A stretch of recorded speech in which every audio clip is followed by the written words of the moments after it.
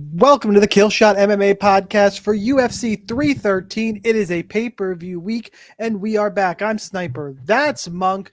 12 fights on this card. We're going to break it all down, focus on some DraftKings strategy, maybe toss in a few bets.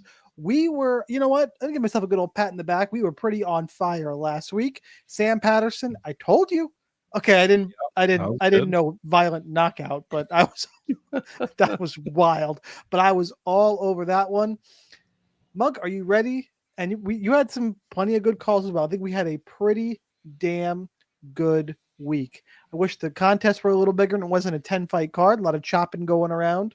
And I'll tell you a bad beat story in a second. But Monk, are you ready for this card? Absolutely. The magic of Nasrat Hack Press continued.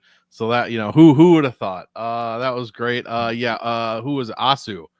Really kind of screwed me in the main event, but that's okay. Okay. No, here's the bad beat story. I missed out on the fucking qualifier this week by 0.7 points. I saw that. And the lineup was they had Cop and I had Danny Silva, who all of a sudden that fight couldn't finish. He couldn't wrestle.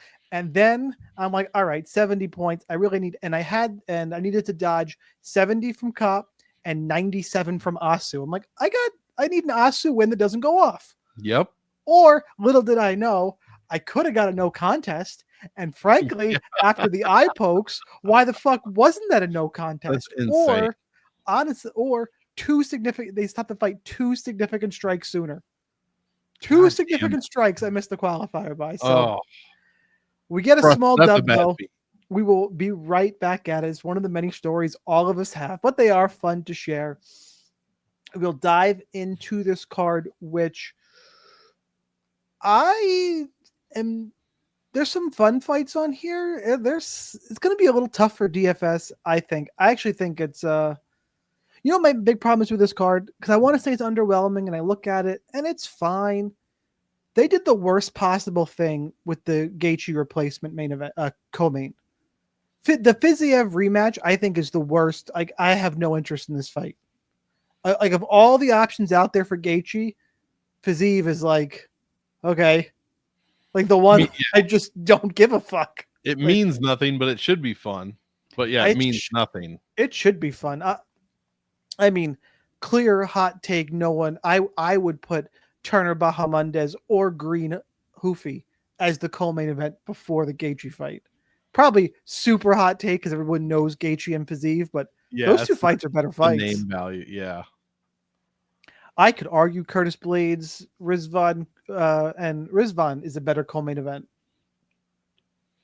I mean, nah, I don't know. I could argue it. You could argue it.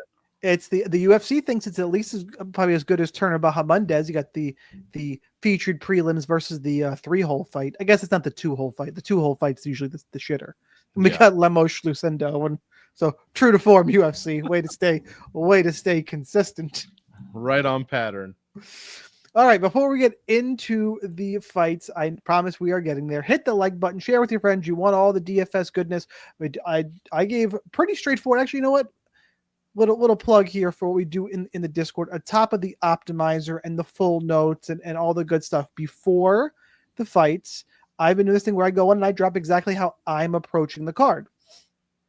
As I guess I'll pat myself the lead MMA guy, but all the other coaches are there to answer questions. You very clearly know where Monk is going, where Eric is going, where Vince is going, where Gino's going. You know where everybody's going. What did I put in this week? Let's do a post-fight breakdown here. Ready? All in fights. Barlow Patterson, Marquez Brundage. I think I nailed that. I think I nailed those two. Granted, they were chalky, but didn't miss there. Oh, by the way, I also win both the big GPP and the Q if Marquez beats Brundage. If Mark Smith doesn't stop in, I have that version of the lineup too. And I only ran 10 lineups because it was we were all over it. Favorite dogs, I said Patterson, Hackparas, and Asu in that order. 2 of the 3, I think that's, and 2 bombs. And then the fades were William Gomes and Aldrich. I will admit, Gomes got pulled into a Hyder Emil war. That was crazy. I didn't expect that. did miss on that one, and the Aldrich one was. I still did saw get people fucking Temerov. around with Aldrich. I did get Temerov though. So more notes, tons of stuff. I put in what settings I was using. All the coaches that answer questions. We do cover MMA really in depth. Come check it out for a week or two. Try a month. All the other DFS sports covered. Come join us in there. I know we did like 5 minutes of intro, but you know what? I feel like we're gonna be fucking around this week because I'm in that kind of mood. I'm in the let's fuck around and find out kind of mood. And I'm gonna let everybody have like 2 fights that we're really gonna have some takes on. Yeah, Captain Chalk over here, fucking laying all the chalk. Don't worry. I got a couple dogs. This fucking guy. A couple dogs. The dogs are gonna be 80% owned. One of them. You telling me that dog is the chalkiest play on the card? Yes, that one is. But then I also picked. Are people going to be all over Francis Marshall? Am I like? I think so. I gotta see ownership. That's not a hot take. All right, fine. Oh well, wait. I see what you're saying. No, I'm not a ton of people. I like him, but I couldn't pick it. The dogs. This week. Goodness. Yeah, there is let's just go ahead and jump in because we have some things today. I will let everybody else blame you this week. Yes, so Monk, you want to start with the first fight and work our way down to the shit, or you want to start with the curtain jerking shit and work our way to Pereira and Goliath? Where do you want to start? Top or bottom? No. We're gonna start at the bottom because we're finishing off with Ankalaev and Pereira. Yeah, but then we finish with Gutierrez Castaneda. We'll be like, there's a fight. Like, yeah, exactly. Like I'm ready to go. All right, let's dive in. Chris Gutierrez, John Castaneda. This fight is rescheduled. Gutierrez was supposed to take on Jean Matsumoto, but instead Matsumoto got to go in there and get his face smashed in by. Now it was a good fight against that was Rob I keep Font? confusing Dan Ige and Rob Font. I wanted to call him like I don't know what it is with those two fucking guys. About 20 pounds, maybe. Yeah, I know. I know that, but now Font has that shaved head, so it'll be a little easier. All right, so yeah. Gutierrez Castaneda. And I've made that comment before. It's true. Gutierrez is currently minus 105. Castaneda is minus 115. I should share my screen so you can all see what I'm looking at. I know we have beautiful faces for radio, but fight goes to decision. Very clearly minus 300. And your DraftKings salaries for this one, as you'd expect, Castaneda is 8,200. Gutierrez is 8,000. Mug, I'll let you do the main first, so I will go first here. And I'm going to start with not doing myself any favors. I'm starting with the shitter. This is probably one of the worst fights on the card to target for DFS. True pick'em fight. Gutierrez's style. I like the leg kick tactic. Hate it for DFS scoring. I mean, I know he's got a bunch of leg kick knockouts, but I'm really not going to want to rely on that. Kind of got exposed as not a top level guy in that Song Yadong fight. Granted, Song Yadong is legit, but he's a good fighter. And I put that and just good all around. I put Castaneda in the same category. So how do you approach this for DFS? Because I do think it's a rightful pick'em fight. I lean towards Castaneda because he has the grappling upside. I think his boxing is sharp. Can he get takedowns? Maybe in this fight. He's got that extra path to victory, and that's where I lean. Regardless, even if you lean Gutierrez, I think you have to admit and understand that for DraftKings, Castaneda is the only one with real upside here, unless you're thinking we're going to get 3 leg kick knockdowns again. It's a variant outcome. Could it happen? Sure, it's MMA. Well, crazy shit happens all the time. But more often than not, Gutierrez wins. Doesn't really end up in the optimal. Same could be said for Castaneda, but he's more likely at the salary to find his way on the optimal. I think he's more likely for a finish. He's more likely to grapple, get 3 or 4 takedowns, control, land a little, a lot of those 0.2 point significant strikes. Regardless, fight I'll be underweight too, but I lean, as I've said, the Castaneda way. And plus, Monk, he's got the better nickname by far. Do you like Sexy Mexi? It's close. Sexy Mexi versus El Guapo. I mean, they're both. You gotta lean Sexy Mexi. You do have to lean Sexy Mexi because of the rhyme, obviously. But El Guapo also very good. Yeah, John the Castaneda. Handsome Sexy Mexi. Yeah, exactly. How about John Castaneda? Am I right? Because I like this guy for cash. That's about it. I agree with you completely. Not touching this for GPPs. In fact, I'm fading Chris Gutierrez overall. I was pleased to see the salaries here. Chris has obviously the leg kicks, but Castaneda, his ranking is right there. Like, he throws half the amount of leg kicks, which is almost 2.5 for Chris. So John's throwing like 1.4, I think, which is an incredibly high number. And he's doing it at a 5% better accuracy than Chris Gutierrez. Anytime anybody says his name, all they say is leg kicks. It is just, I find that infuriating because there's so much more to talk about. There's so much more to talk about, like his lack of offense or his takedown offense, his lack of clinch striking offense, his decent defense. If you don't want to be a hater, he's got very good defense all around. And that leads into what you were saying. These Chris Gutierrez fights do not score well. John Castaneda, the only person with DraftKings upside, just like you said. He's the only one. Let's see. He's been optimal. Or no, sorry. He's 95 points per win, whereas Chris Gutierrez is at 79. He is like 18% below the bantamweight average. Chris Gutierrez in decision wins, he averages 67, whereas John Castaneda, negative numbers overall and in finishes, but in bantamweight decisions, he's 10% over the decision average or the bantamweight average there. So I agree, not touching it for GBPs, but I like Castaneda. Play him in cash if you need to. Oh, real quick DraftKings aside, can you go back when you get I would be interested if you could find the last time we had an $8,100 priced fighter. It's been a long time.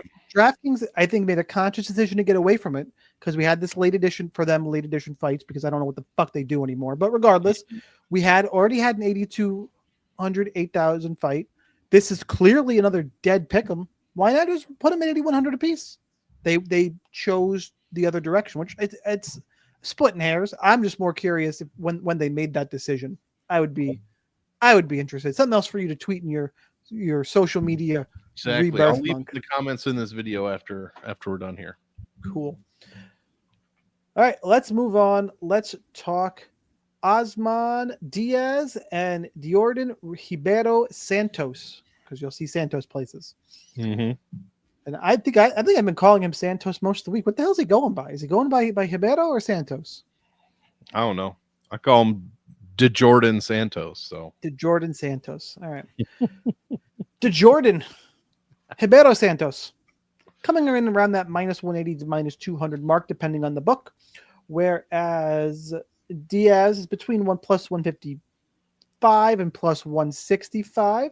Your fight ends inside the distance prop is a healthy minus 170. Decent little odds to see a finish. And your DraftKings salaries for this one, Ribeiro Santos is 8,700 and Osman Diaz is 7,500. Monk, who you got? I'm going to go with Santos here. I mean, Ozzy Diaz has been KO'd twice. Not really his fault. The first time was against, what did Dana say? B. Joe Pfeiffer, right? Is that true in the DWCS? And then he got faced up against the GOAT, the heavyweight GOAT, Zhang Ming Yang, got dispatched in less than 2.5 minutes. So not looking great for one Ozzy Diaz. If we're looking at stats, there are none except negativity in the defensive end of things. Jordan Santos, we do have one Dana White Contender Series fight for him against Will Curry. That's not saying much, but he did at least show, over 5.5 strikes a minute. He landed a takedown. He had 4 minutes of control time. There was no finish, but he did kind of show decent all-around skills at a plus 400 price tag, I do believe. So love to see that. This does remind me a little bit of the fight last week between Mario Pinto and Austin Lane. So I figure that Diaz is probably overmatched here, but Santos making his debut, anything could happen. If he messes up fundamentally, that's all it's going to take is just once. So I'm going to play a little tiny bit of Ozzy Diaz and GPPs, but honestly, I think Jordan Santos is the way to go. Probably okay in cash, but I would probably also be looking elsewhere because we just can't trust him. Debut fighter. I want to see what he can do in the octagon first, even though Mr. Diaz probably not the best test. Yeah, honestly, Will Curry's decent little fighter. Like, let's. I don't want to discount him too much. His losses are to Cage Warrior champion Mick Stanton, really good prospect, and back-to-back losses to Christian Leroy Duncan. So losing to UFC caliber guys, he was a good Cage Warrior prospect, and Jordan Ribeiro Santos came out and and looked really good in that fight. Like Yeah. it was a performance that actually impressed me in Contender Series, and I know there's it was so good that he got a contract without a finish. Like that was a good fight. And Ozzy Diaz can't stay conscious. I know that those two opponents, Ozzy Diaz. The reason why I can't slam Santos is Ozzy Diaz is like a light heavyweight who's coming down. Like he's going to be the much bigger fighter here. I pulled it up, 6'4", 79-inch reach, whereas the Jordan Santos, 6 foot, 75-inch reach. That's going to be a little bit of a size thing, but you usually don't do that for good reason. 6'4" is a pretty goddamn big middleweight, if I'm not mistaken. I'm interested to see what he looks like on the scales and how that's going to impact things. Ribeiro, I think, is well-rounded, really solid prospect, and I just have those concerns about Diaz. I'm on the Ribeiro Santos side for the reasons I mentioned. I'll pull a little bit on Ozzy Diaz because he's had a little bit of a tough go here, high into the distance prop fight. It's one of those secondary dogs to mix in GPPs. He's the kind of guy who, if he wins, he could break the slate, but there's no way I can pick him straight out in this spot. All right, let's go ahead. Let's move on, and let's talk about more Dana White Contender Series fun. Myron Santos and Francis Marshall. Oh, actually, Myron Santos is tough. Oh, I said Contender Series. I was thinking of tough because I'll get into it in a second. Let me do the intro here. Santos is Myron Santos is minus 305. Francis Marshall is plus 255. Excuse me. Fight goes to decision is minus 145. And your DraftKings salaries for this one. Myron Santos, 9,200. Francis Marshall is 7,000. Immediately, that number to go to decision, and Francis Marshall is the one who's going to want to grapple, really should take the wind out of your sails from a Myron Santos DFS play, even if you like him to play. It really, that does a lot of damage to his value. Now, I'm going to go a step further and say, hey, we're hanging a really big number for a guy whose only UFC win was to con awfully, as Monk would say.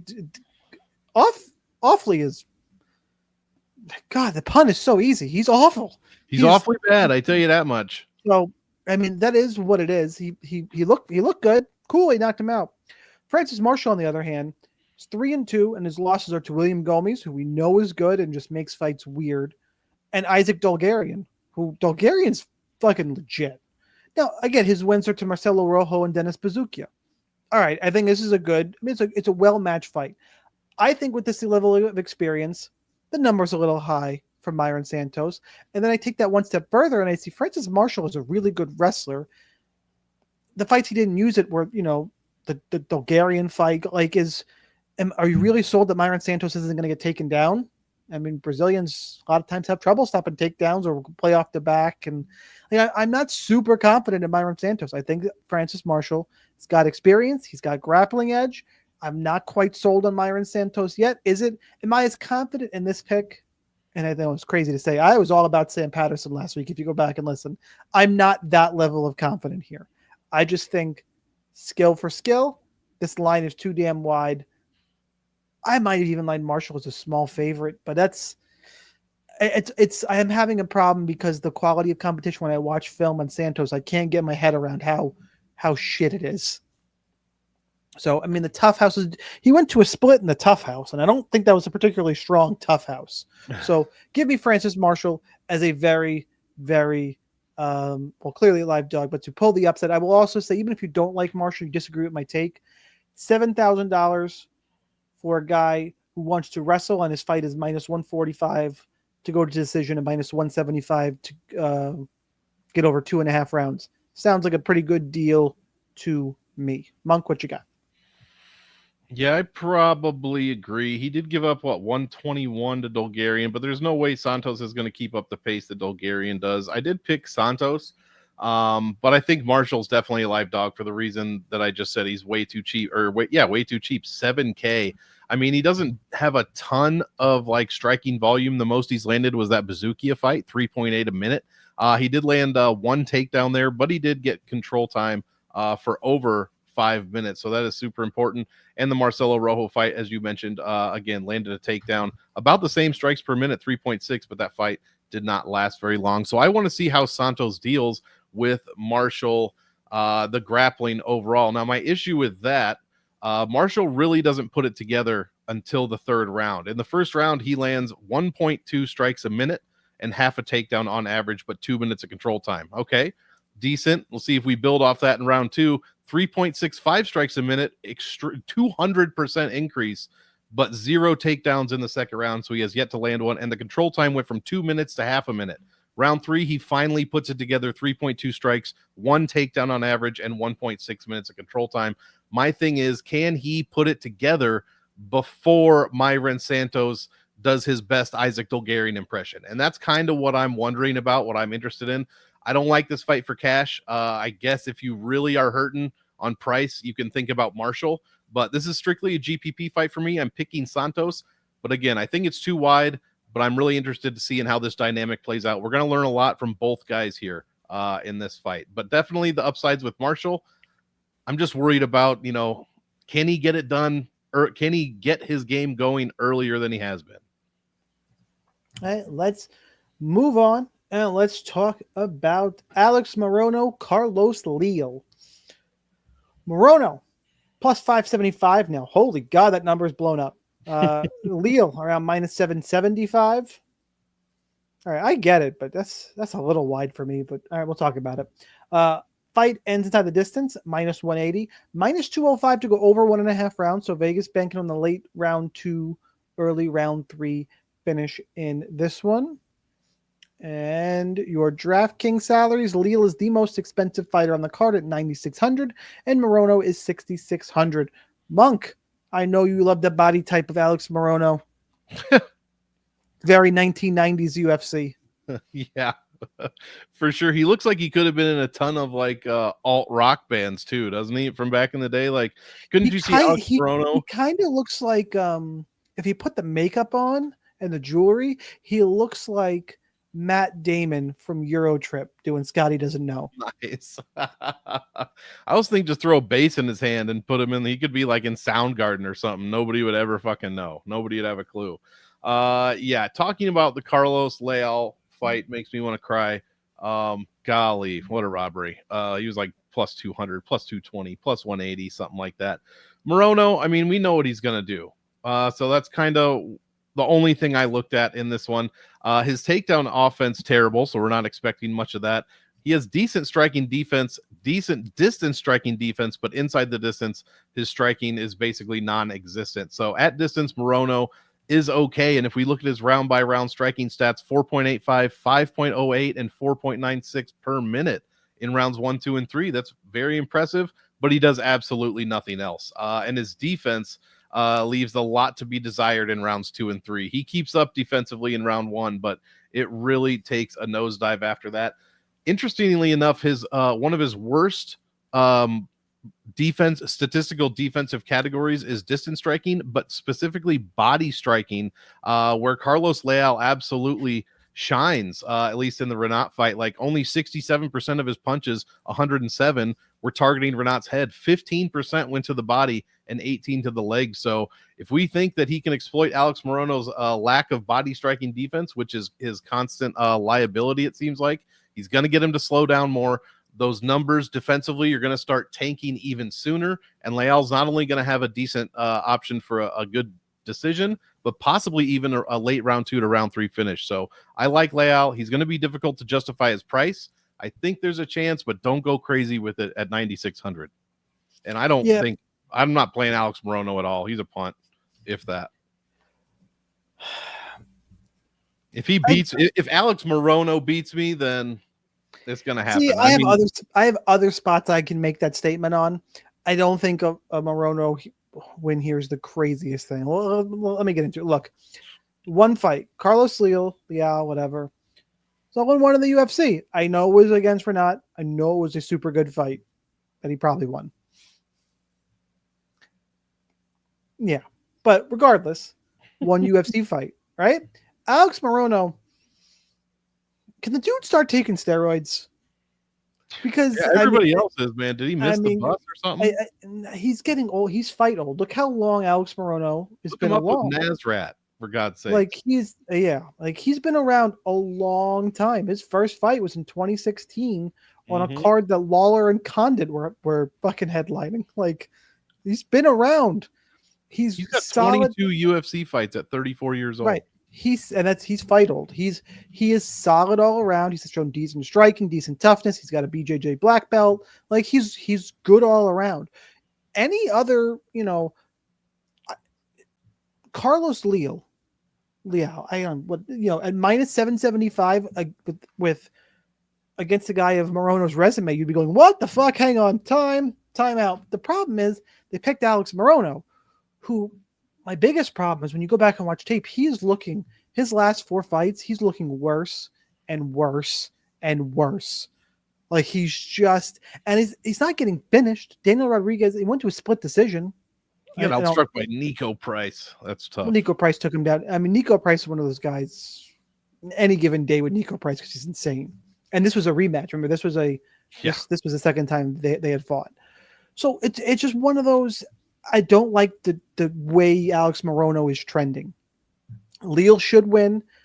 I think he's going to be stronger. I think at this point in his career, more athletic, probably more volume, less likely, more likely to find a finish, more likely to grapple. It's just one of those things I can't count Alex Morono and his experience all the way out.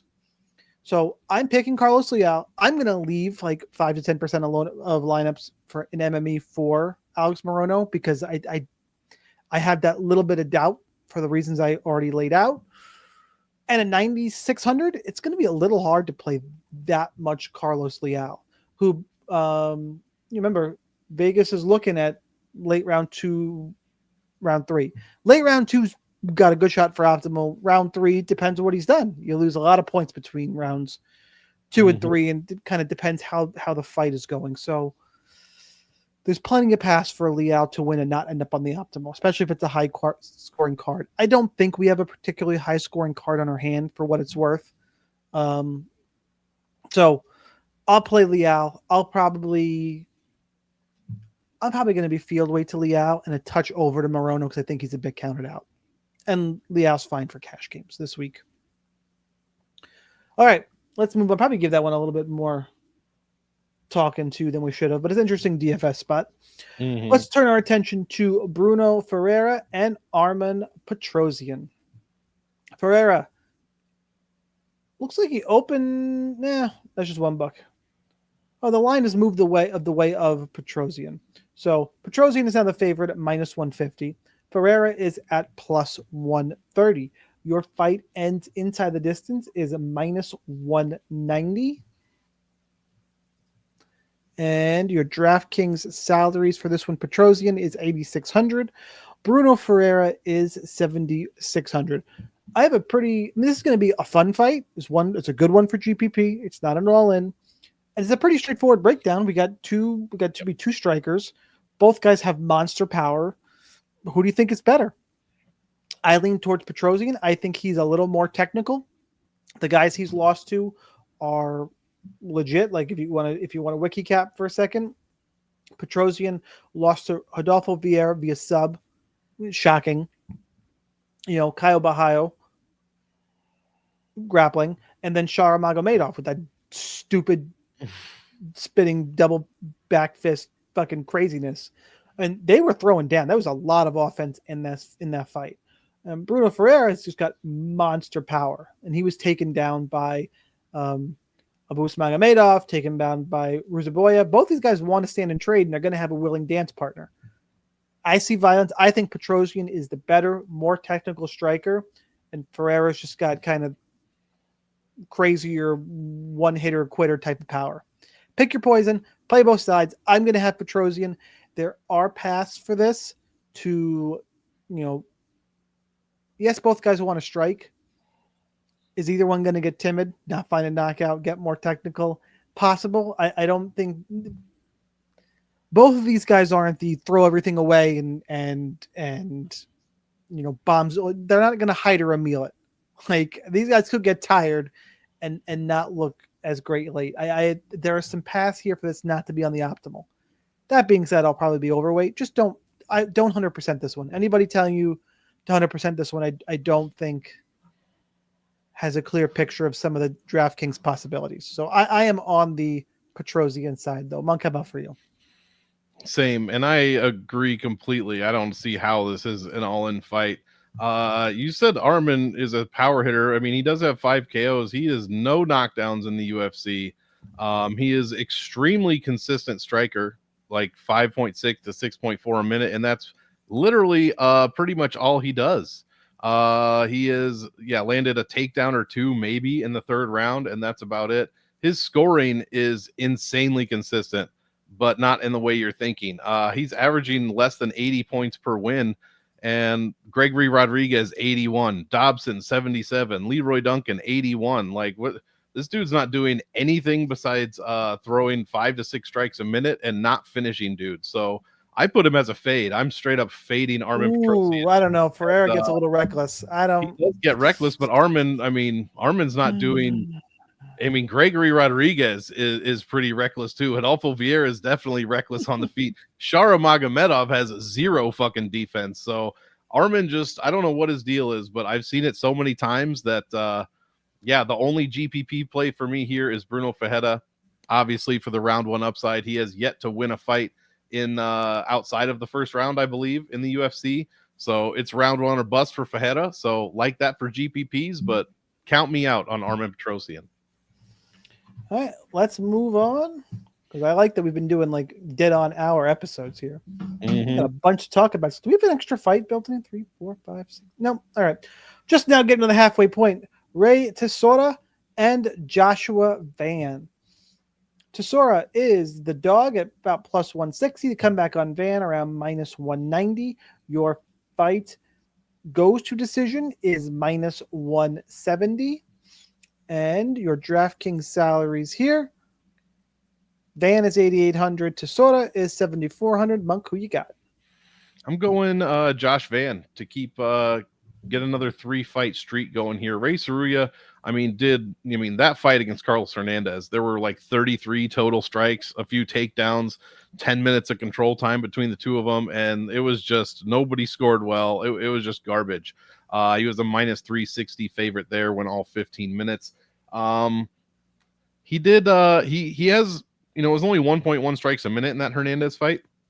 In his road to the UFC fights, he did have a few more strikes per minute than that, not much, but he was attempting like 20 takedowns over those 3 fights. So obviously this guy's going to come in and wrestle. Josh Van has shown an 80+% takedown defense. Durden took him down 2 of 8 times, 0 from Chairez, 0 from Johnson, twice from Bunez, 0 from Borges, and once from Zalmagulov. All of those opponents tried 3, 4, 6 times to take him down, 8 times for Durden.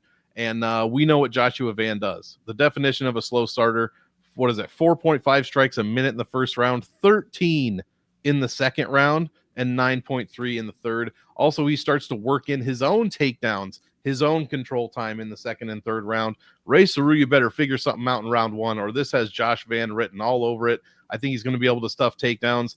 And no one, Charles Johnson, very impressive to stop him in the third. But I think that only helped Josh Van in the long run, and this dude looks crazy good down the stretch. So one of the best flyweight, or one of the best DFS scores in the flyweight division. I think 21% over the average. Give me Joshua Van. Yeah, Joshua Van, I wrote this in my notes. I can't think of anybody else who weaponizes cardio quite like Joshua Van. Like, I think he's good in all formats. And I really have, he's grown on me. Because, mostly striking, gives away around.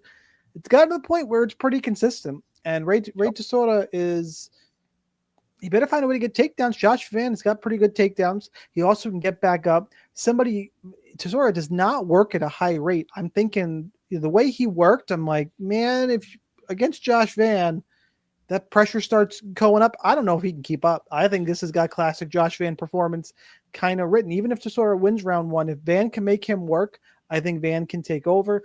And that might even be the case. It's still a step up for Ray Tesora. We got to see if he can do it. I think Van is viable in all formats. I think both guys, because of the work rate Van puts out, and Tesora's going to want to wrestle. If you really have a strong take on Tesora, you don't want to play Van in cash, or however the construction builds, you can play either guy in cash games for their different reasons, especially if you have a strong take towards one. I'm going to have an easier time playing Van than Tesora. Tesora would probably be like a last man in, and man, do I really want to do this? But I don't think it's like the worst play if you love the rest of your lineup. But for all the reasons we mentioned, I'm on Josh Van. That's definitely the side I'm going to be favoring in all formats. Let's move on. Let's talk Curtis Blades, and as Monk says, the chalkiest guy on the card, Rizvan Kuniev. Now, Monk is saying that he's plus 250. It's not like we got crazy odds value here. Curtis Blades is minus 350. Fight ends inside the distance, minus 165, minus 140 to be under 2.5 rounds. Your DraftKings salaries here, as you would expect from those prices. Curtis Blades is 9,100. Kuniev is 7,100. One thing I do want to do, and I'm actually going to do something I hate doing. I'm going to pull up Tapology, and if anybody, I hate the site. It's still good information, but I hate how everything works here. But there's one thing I want to pull up here with my time to go first. And I don't listen to anybody else, Monk. I don't know if you do, but I very intentionally, until my lineups are built, I try not to listen, get in that echo chamber. I've made the mistake in years past, and you know, I'm also busier than ever these days. So I don't know if people are talking about this, but what I do want to talk about is I'm pulling up Kuniev's Tapology. Here it is. If you're watching on YouTube, and if you're not, you should be. Go over there, hit the like button. All right. Look, Contender Series win, cool. PFL or Eagle FC wins, 2 Contender Series wins. Oh, he's got this PFL win against Henan Ferrer that was turned over for. Oh, anabolic steroids, draws unknown, metanolin, like, oh, things I can't say that are and like not allowed. Fucking super dirty. And now we're gonna let this guy into.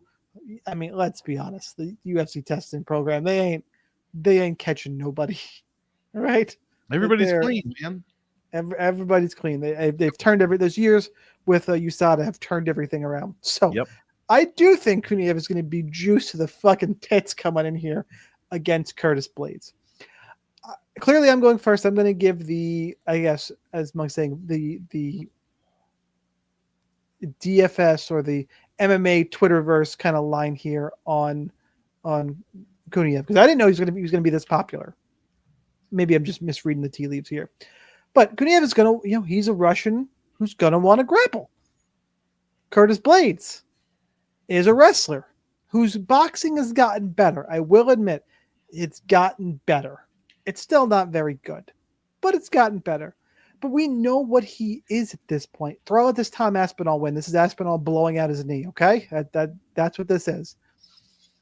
Curtis Blades, I get that he's still pretty young for a heavyweight. What is that? He's 34?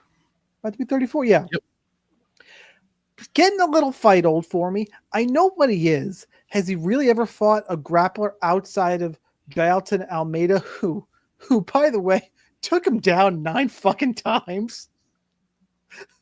The media go, Kuniev, by the way, is like Almeida's was like 40 pounds less than 40 pounds less than Blades. Kuniev's going to weigh 20 to 30 pounds more than Curtis Blades.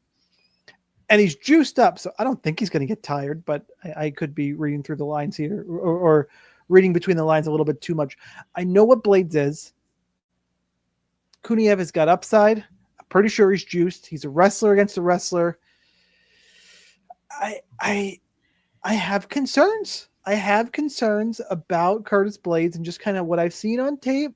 I don't love his fight IQ like he had. His fight IQ against Derek Lewis was fucking really stupid. Well, he ducked out. Like, okay. Maybe just instinct. I don't know. There's enough red flags for Curtis Blades that I'm going to take Kuniev. I'm going to put all this aside. Say, listen to me very closely. A Curtis Blades win, not going to destroy me. I am all in this fight. I'm just going to be field on Blades and over on Kuniev. That's my plan. That's how I'm going to attack it. Nice and straightforward. And if it's chalk, regardless, there's not a lot of all-in fights on this card for me. This is one of them. And if we get a heavyweight slop fest, I just didn't have a good night. Monk, go ahead. You should bring up that UFC stats page again real quick. Okay. Okay, now go to the fight where he got taken down 9 times. Okay, Okay. what does it say to the left of Curtis Blades' name? I know he won. It says win. Okay, keep scrolling to the next time he was taken down. What does it say next to Curtis Blades' name?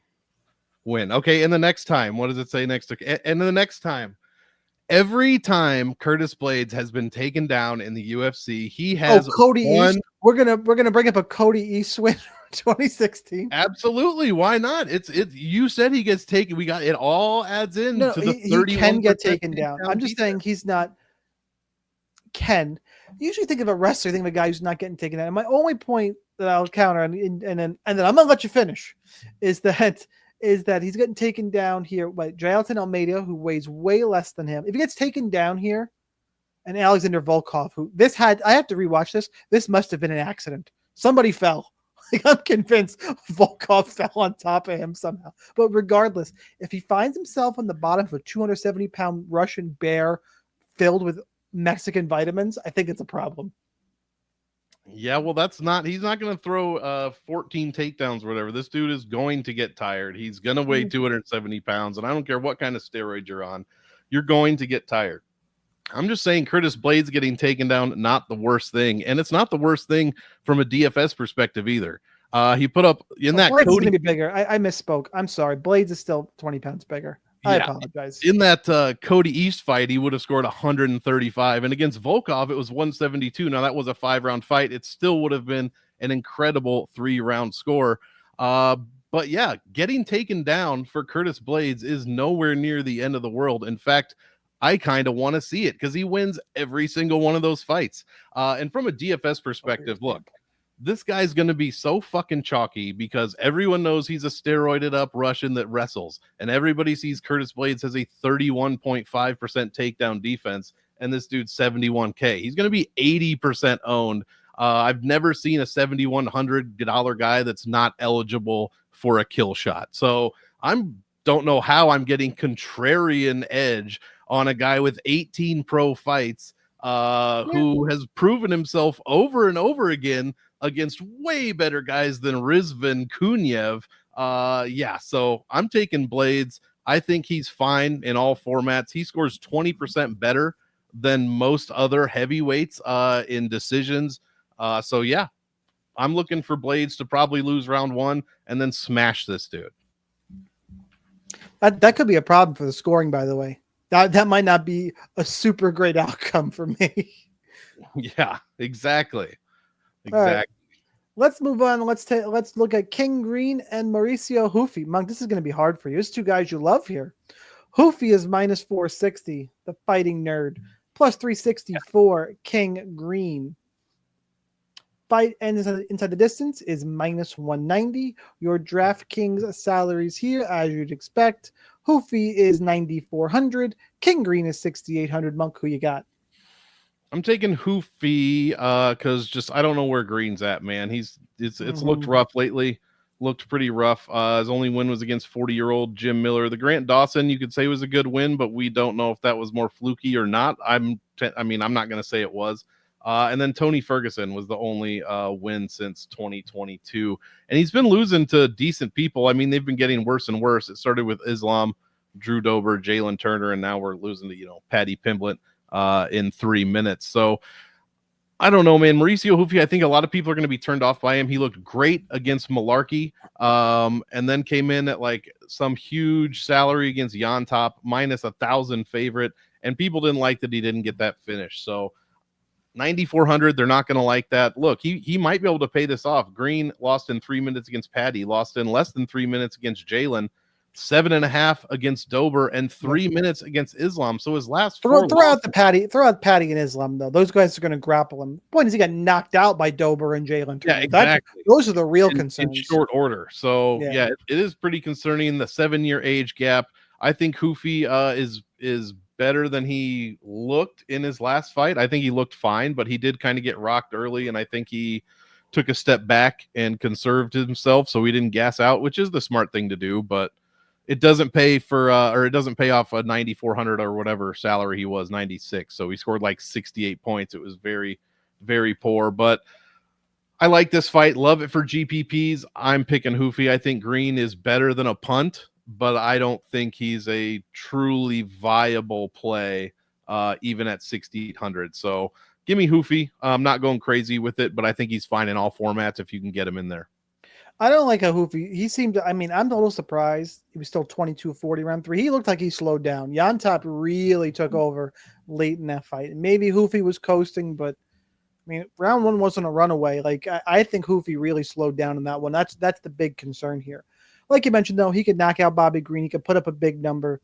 But if Bobby Green can extend this fight, if we can start round 3 of King Green and Mauricio Hoofy, I might be putting a touch of a sprinkle down on King Green unless he's been getting absolutely smashed. Like if we're in any kind of close fight, that live number is going to look real interesting because I really did not like what I saw from Hoofy in round 3.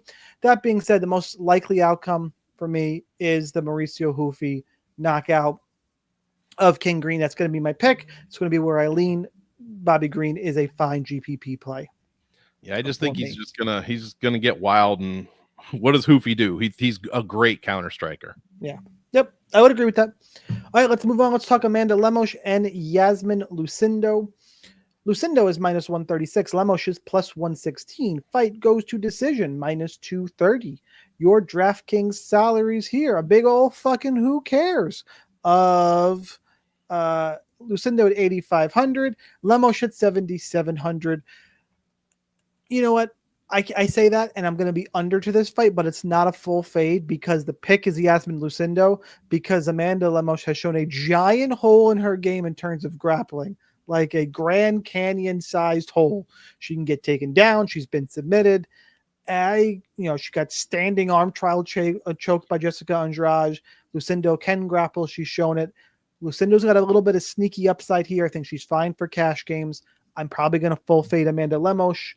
And if she beats me, it is what it is. I like Lucindo I think she's got a little more volume, if not mistaken. Regardless, she can grapple. The big hole for Lemos, there's just no way. As Jasmine Jazavicius has said, she has holes, and Lucindo's going to fill them.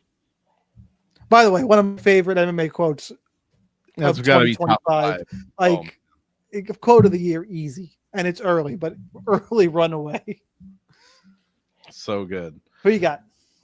Yeah, I think the same thing. Yasmin Lucindo, I said she was probably fine in all formats due to her salary at 8,500, and I agree. GPP fade for Amanda Lemos here. You're right. Lucindo does not only have the better career striking numbers, but she's pretty much better. Not the first round. Lemos 3.5 to 3.3.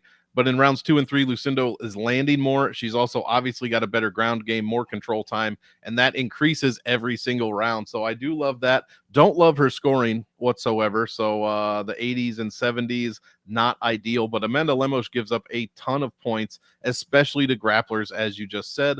So that's kind of the angle I am looking for here. Lucindo has also shown very good, significant striking defense, head striking defense, but is that a function of her actually being very good or a function of her fighting not good quality opponents?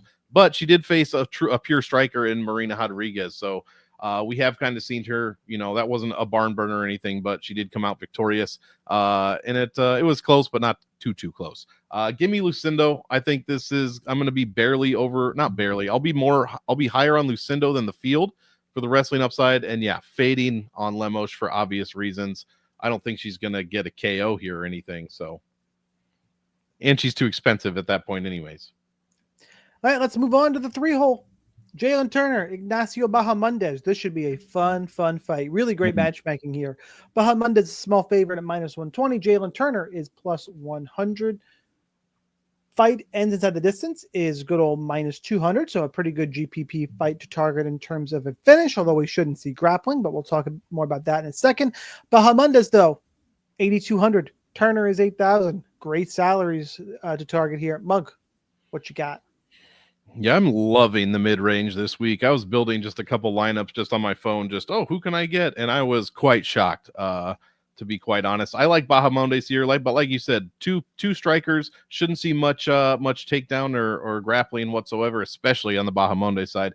I just think he's a better specialist than Jalen Turner. Both these guys, same height, same reach, which Jalen's probably not used to. Maybe Ignacio not used to that either. So very good striking, even subcategorically, like to the legs, to the body for Bahamondes. We love to see that.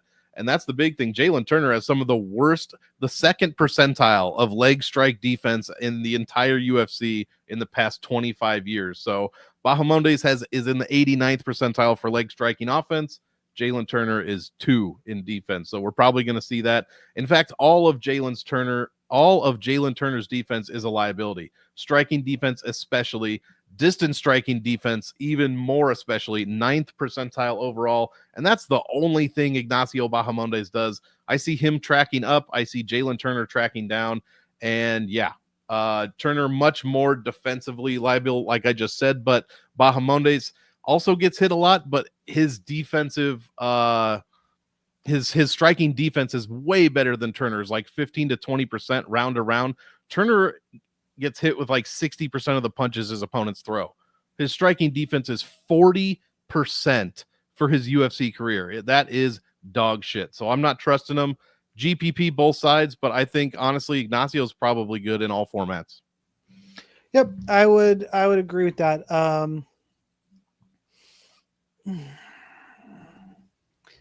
Except I would say my lean here is for Jalen Turner. I would agree with that, in that you could play either guy in all formats is really what I meant. If you have a strong lean, I'm more on the Turner side because I think Turner's more likely to land a one-punch knockout. Like I think he's like Bahamondes has got good kicks, mixes in maybe a little more volume. Turner has fought higher caliber guys, knocked out better guys, has been in there with killers, been in the pay-per-view spot, and I think it's just more power. Like I think he's got the power to hurt Bahamondes and back him and back him up. And you can't play everyone in the mid range. This is the point I made earlier, or we were talking a little bit about earlier. So the mid range is pretty full. You got this fight, you got the main event, you get the co-main if you really like it. You got Lucindo, then Petrosyan and Ferreira. I mean, that's kind of the grouping of mid range fights. I don't know how much Bahamondes I'm going to be able to fit in at this rate. You have to kind of pick. I think this is a fight where you need to pick who you like more and play. Say you're running 10 lineups. I would play like 4 of whoever you like and maybe like 1 of the other. Like take a stand on this one. For me, it's Turner. I think you start. And a lot of times we say play both sides. For whatever reason, for me, this is a fight that because it's striking based, a late finish might not be enough. You need the finish. Are you really sure you're going to get it? Like investing too many fights in a lineup that's not guaranteed to go on the optimal feels like a mistake to me. And I don't think there's too many paths where this one is not on the optimal. Pick a side you like. I like Turner for the raw power. If you like the kicks and the speed of Bahamondes, you can go that way. I'm not super confident in the pick, but I do lean Jalen Turner. All right, let's talk Gaethje Fiziev. As I said in the open, don't really care. Interesting, though, in that Fiziev is minus 155, Gaethje is plus 135. Fight ends at the distance, minus 130, so about 50-50. It is interesting to me that when they last fight, like, I'm not crazy. Gaethje won that fight, right? I thought so. And then Fiziev has lost 2 straight, right? Yep.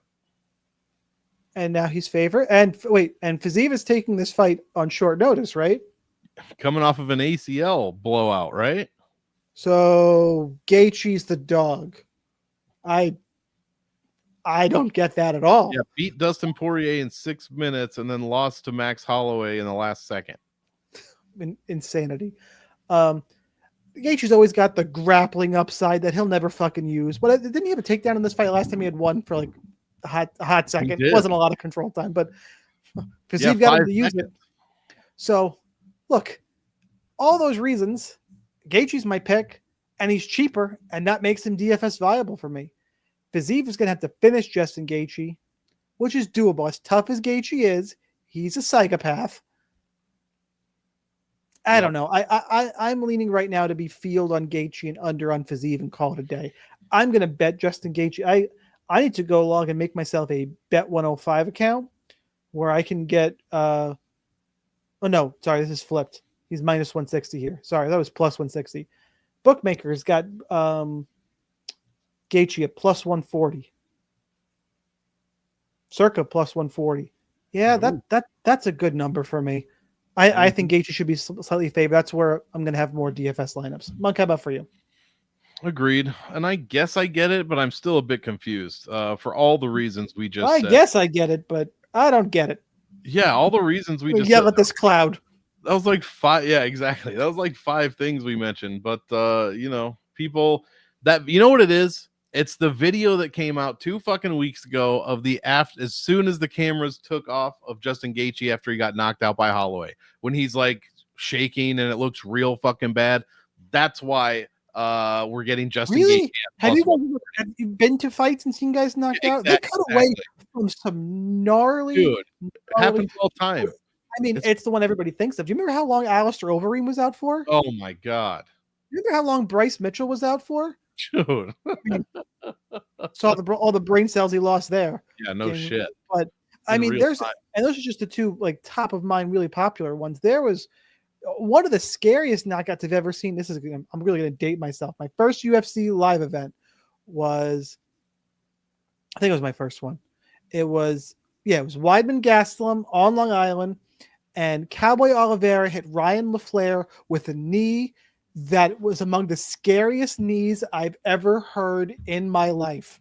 Mm-hmm. We thought Ryan LaFleur was dead, and he was the Long Island guy. That was awful. So I don't know. From some of those cutaways, that's what we're going off of? Really? I think so. That's the only explanation that makes sense. I mean, the guy's been off for a year and a half. The ACL, he lost his last fight.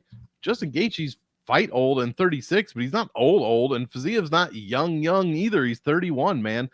Both of these guys are terrible defensive strikers at distance, like very, very less than 6th percentile bad. Like, both guys have no defense. Both guys have great striking. Neither one shows a ton of takedowns. They both have okay control time.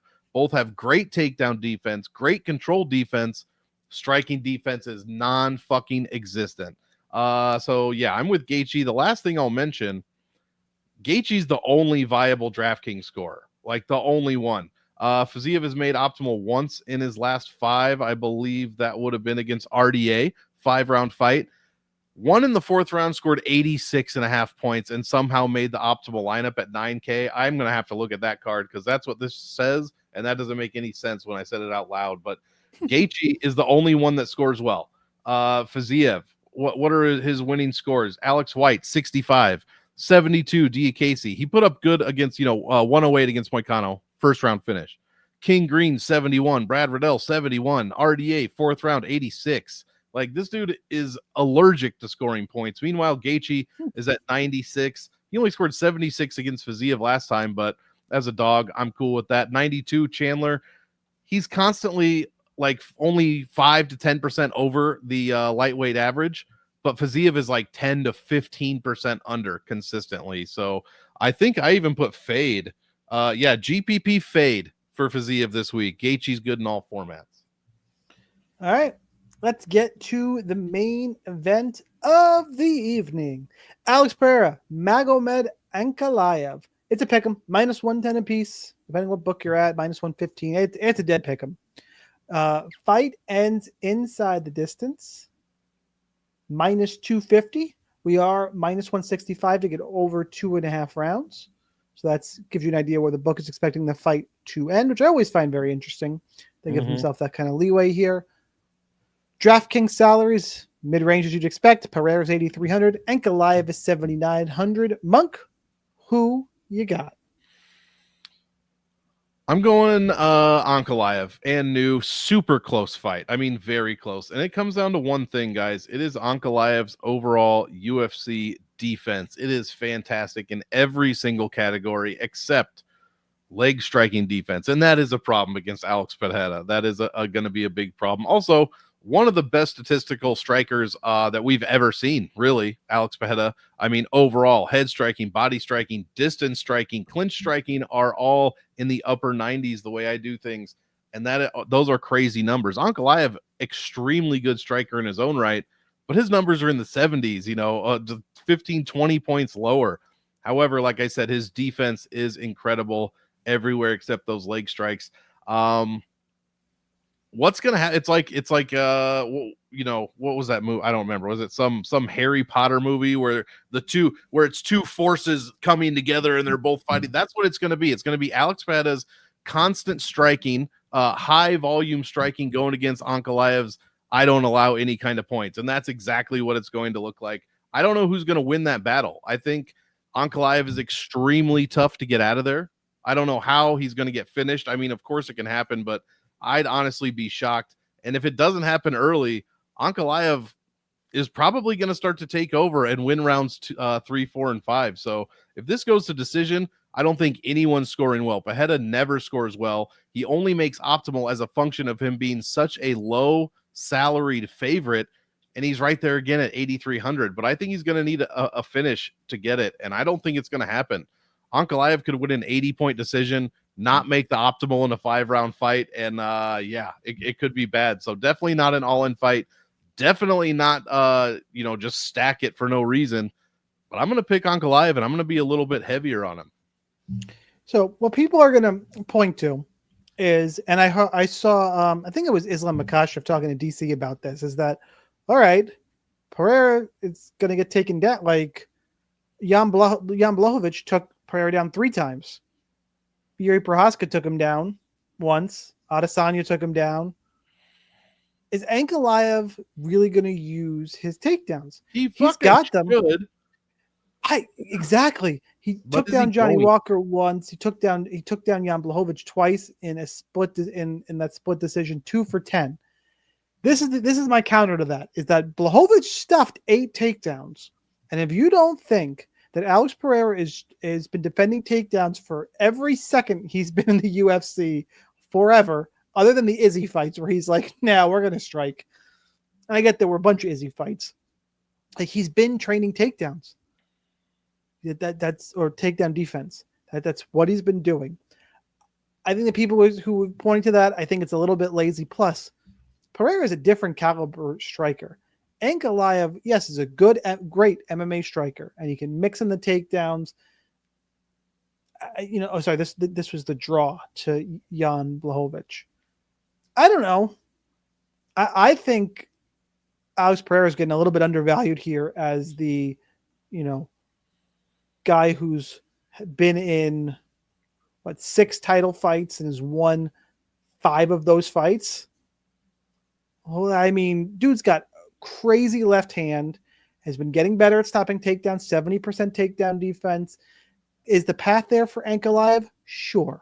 Those people who I think are slamming an Ankalaev, I would go, hold up a little bit. And what's interesting, I want to see the DFS Army ownership numbers, because if you're telling me that Magomed Ankalaev is going to be higher owned, there is no way I'm not higher on Alex Pereira and flipping this.